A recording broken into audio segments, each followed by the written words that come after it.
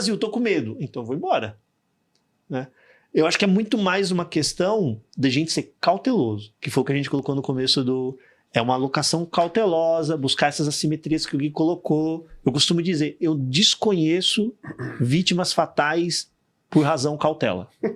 Ah, quebrou porque foi cauteloso demais na gestão da empresa. Morreu porque era cauteloso demais. Não, eu desconheço casos de vítimas fatais por cautela. Então e como é que você tem cautela na gestão de investimento? Diversificação e qualidade.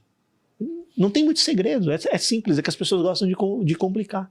Né? Foca em ativos de qualidade, empresas boas, né? Dívidas que têm devedores de melhor qualidade e diversifique. Não tenta acertar, esse é o cara mágico que vai fazer o meu patrimônio. Não, diversifica a sua carteira.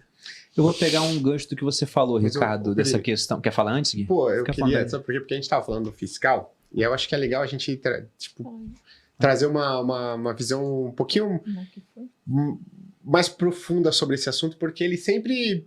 Pô, a gente tá sempre falando, né?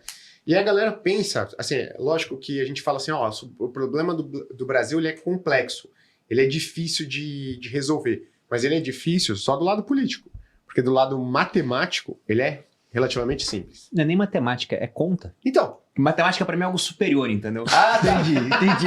É só conta. É matemática simples. É, então. Exato. É matemática simples. Porque se tivesse hoje um ministro da Fazenda que chegasse e falasse o seguinte, olha, o Brasil colocasse uma meta de superávit primário de 2%. Eu vou fazer e vou chegar em 2%. Cara, o problema fiscal do Brasil estaria resolvido.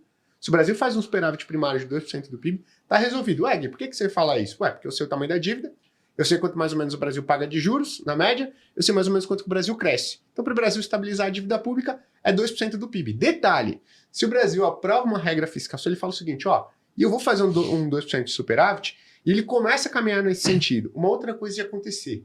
O juro estrutural da economia brasileira ia ceder, igual aconteceu com o Temer. Então, quando a gente aprovou a regra do teto de gastos, o juro estrutural da economia brasileira, o que é o juro estrutural? É mais ou menos aquilo que ele vai perseguir, né? A Selic ali vai perseguir.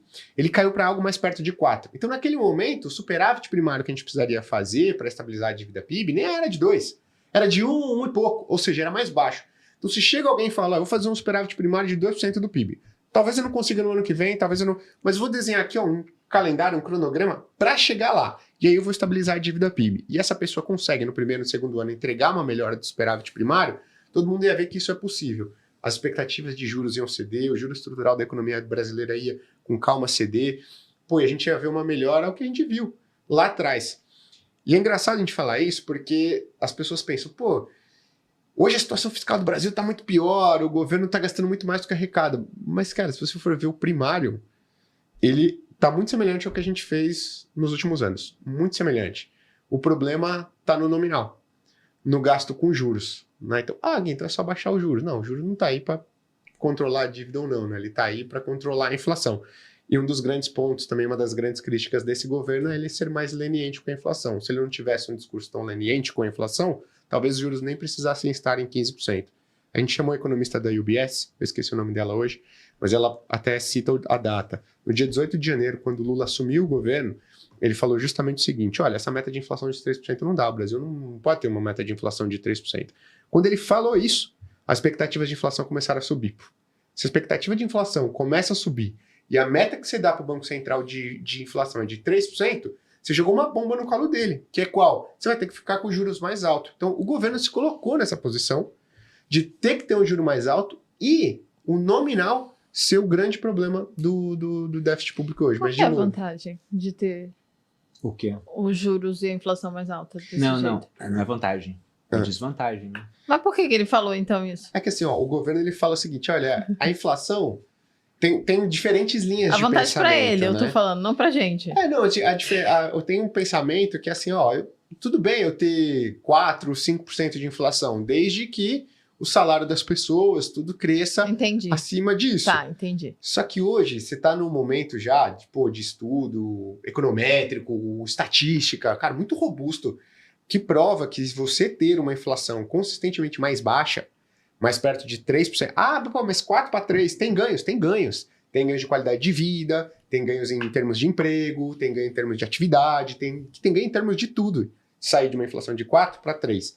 mas tem uma linha de pensamento que parece ser mais a que o governo atual encara, que não tem problema. Eu tenho uma inflação mais perto de 4, 5, não tem grandes problemas, desde que o salário das pessoas cresça acima desse patamar.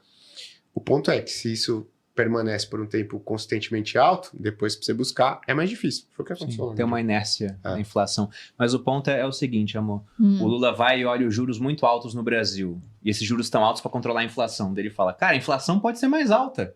Achando que com isso a gente poderia ter juros mais baixos. Mas Só não, o que juro não. tem que subir mais ainda. Aham, Agora embuta a entendi. expectativa de inflação mais alta lá na frente.